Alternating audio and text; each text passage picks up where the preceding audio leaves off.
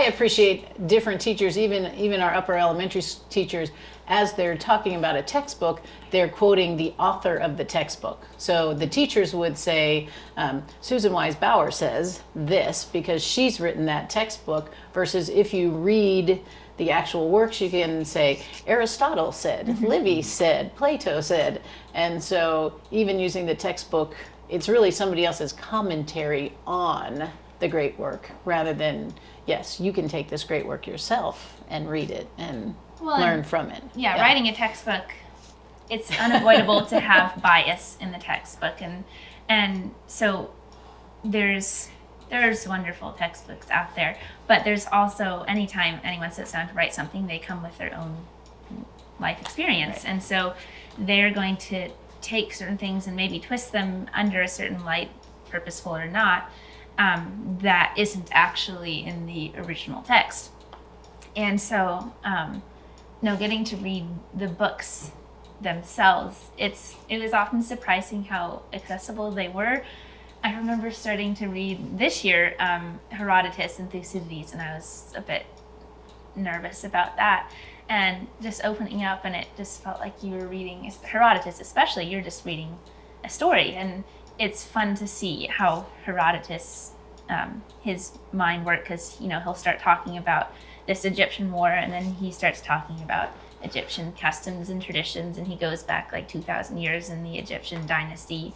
And that, getting a textbook might have just left that whole part of it out because it's not necessary to the history of the time. But getting to read Herodotus, first of all, you understand that the people of that time did appreciate rabbit trails and digression because they included it in their history. But then also it just gives you a wider knowledge of the history at the time than a textbook about Herodotus might have given you.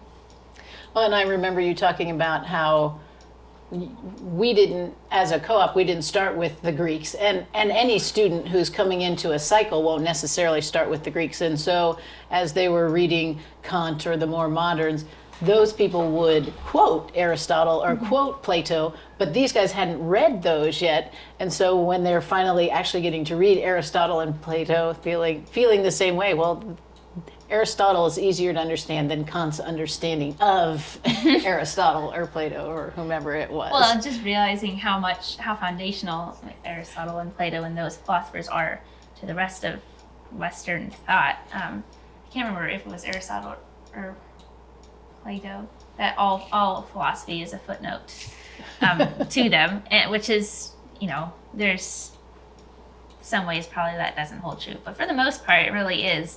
That as you're reading their philosophies of thought, you're like, oh yeah, that was what Kant thought. He didn't really come up with that on his own. He was just referencing something. To those other guys. Yeah. So that's fun because we've read all of those original books. You're able to see those sorts of things, and the fact that we can laugh about that in class. Yes. It's kind of nerdy, but it is nerdy, but I also love that. I mean, not everybody in our class is a history nerd per se, but having gone through old Western culture, we get to laugh at those sorts of things in class. Yeah.